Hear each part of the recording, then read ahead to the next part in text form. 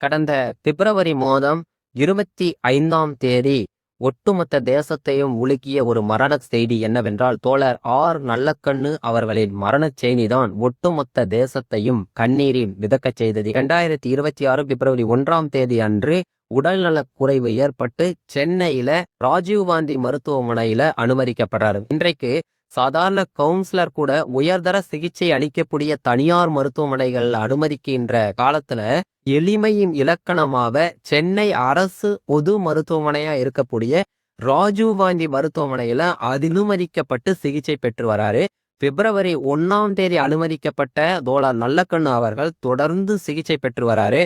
ஆனா பிப்ரவரி மாதம் 25ஆம் தேதி அவருடைய உடல் அது மருந்துகளை ஏற்க மறுத்து அவர் பிற்பகல் 1:30 மணிக்கு அவர் மரணமடைகிறார் என்ற செய்தி மருத்துவ நிர்வாகத்தால் தன்னுடைய உடலை சென்னை மருத்துவக் கல்லூரிக்கு தானம் செய்துள்ளார் என்ற செய்தி தெரிய வருது. வாழும்போது தன்னுடைய வாழ்க்கையையே மற்றவர்கள் பாடமாக்கி வாழ்ந்த தோழர் நல்லக்கண்ணு அவர்கள் இறந்த பிறகும் தன்னுடைய உடல் இந்த மாணவர்களுக்கு பாடமாக இருக்கட்டும் என்று சொல்லி தன்னுடைய உடல் முழுவதையும் சென்னை மருத்துவக் கல்லூரி மாணவர்களுக்கு தானமாக கொடுத்திருக்கிறார். 1925ஆம் ஆண்டு டிசம்பர் மாதம் 26ஆம் நாள் உத்தரப்பிரதேசத்துல கான்பூர்ல தோழர் சிங்காரவேல் அவர்கள் தலைமையில இந்திய கம்யூனிஸ்ட் கட்சி அங்க உதயமாகுது, அங்க விதை ஊன்றப்படுது. அதே தினத்தில் அன்றைய தூத்துக்குடி மாவட்டத்துல இன்றைக்கு திருநெல்வேலி மாவட்டம் அது அன்றைக்கு திருவைகுண்டம் என்று அழைக்கப்பட்டது, இன்றைக்கு ஸ்ரீவைகுண்டம் என்று அழைக்கப்படுகிறது. அந்த ஸ்ரீவைகுண்டத்தில் ராமசாமி ஐயருக்கும் கருப்பாயி அம்மாளுக்கும் 3வது மகவாக பிறந்தவர் தான் நல்லக்கண்ணு. இவரோடு சேர்த்து 4 ஆண்களும் 6 பெண்களும் அந்த குடும்பத்துல இருக்காங்க. மொத்தம் 10 நபர்களோடு பிறந்தவர் தான் நம்மளுடைய தோழர் நல்லக்கண்ணு. ஒரு பெரிய குடும்பம், வைணவ கட்டுப்பாடல் நிறைந்த குடும்பம். அங்க புலால் உண்ணக்கூடாது என்ற கட்டுப்பாடு தொடக்கத்திலிருந்தே இருந்தது. அப்படிதான் நல்லக்கண்ணு குடும்பத்தில் பொறுப்புள்ள மாணவனாகவே வளர்ந்தார். இவருடைய பள்ளி படிப்பு ஸ்ரீவைகுண்டத்துல இருக்கக்கூடிய காரணேசன் பள்ளியில தொடங்குது. அங்கதான் பள்ளி படிப்பை தொடர்ந்து படிச்சுட்டு இருக்காரு. பள்ளியில என்ன செய்யறாங்கன்னா, ஆங்கிலேய ஆட்சிக்கு ஆதரவாக நாடகம் நடத்தப்படுகிறது. அந்த நாடகத்திற்கான நிதியும் திரட்டப்படுகிறது. இதை எதிர்த்து குரல் கொடுத்தவர் தோழர் நல்லக்கண்ணு அவர்கள். ஆங்கிலேய ஆட்சிக்கு ஆதரவாக இந்த பள்ளியிலே இப்படிப்பட்ட நாடகத்தை நடத்தக்கூடாதுன்னு சொல்ல உடனே ஆங்கிலேய அரசு அதிகாரிகளாலும் காவல்துறையினராலும் ஆசிரியர்களாலும் மிரட்டப்படுகிறார். பள்ளியை விட்டு விலக்கி வைக்கப்படுகிறார்.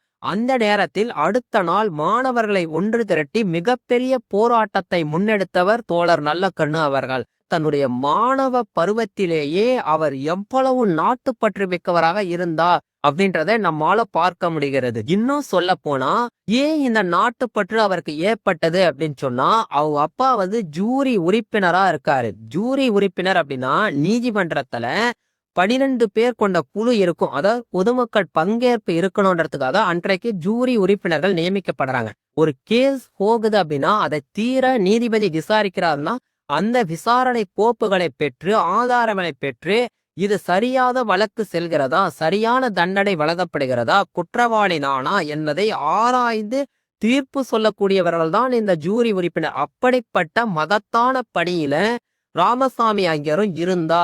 இன்றைக்கு நடைமுறையில இருக்கானா? இன்றைக்கு நடைமுறையில இல்ல. 72ல ரத்து செய்யப்பட்டது.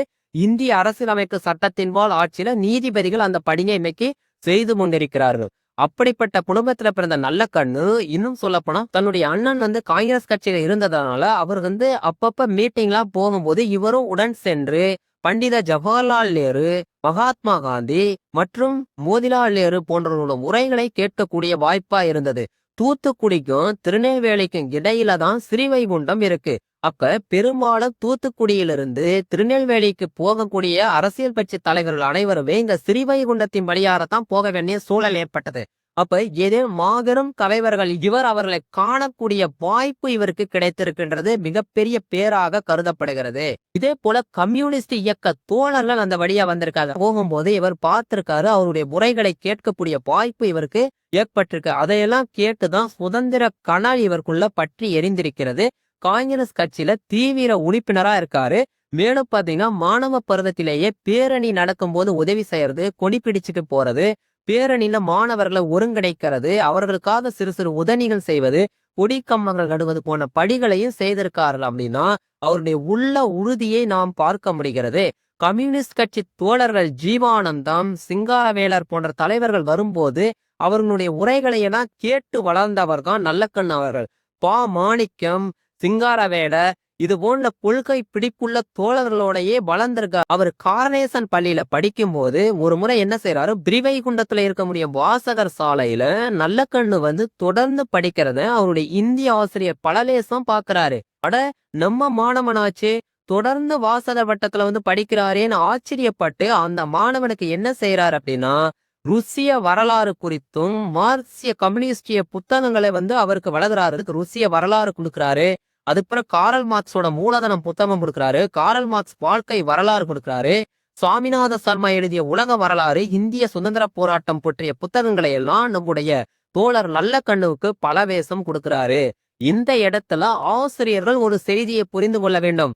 பலரேத்தும் ஆசிரியர் தான் இவரை கம்யூனிஸ்ட் கொள்கைகளின் பக்கம் திருப்பி இருக்காரு. அதுவரை காங்கிரஸ் கட்சியில பயணித்து வந்த தோழர் நல்லக்கண்ணு கம்யூனிஸ்ட் சித்தாந்த பார்வை என்ன சொல்லுனா, விடுதலை நாடு அடைஞ்சிருச்சு, அதுக்கப்புறம் என்ற கேள்வியை அவர் மனதில் எழுப்பி இருக்கு.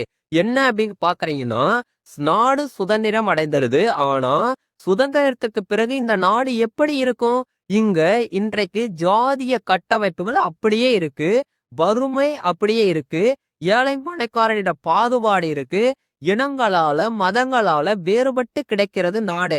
அப்ப இந்த நாடு சுதந்திரம் அடைந்த பிறகு இந்த மக்கள் ஒற்றுமையோட வாழ்வாங்களா? வாழ்வாதாரம் இருக்குமா?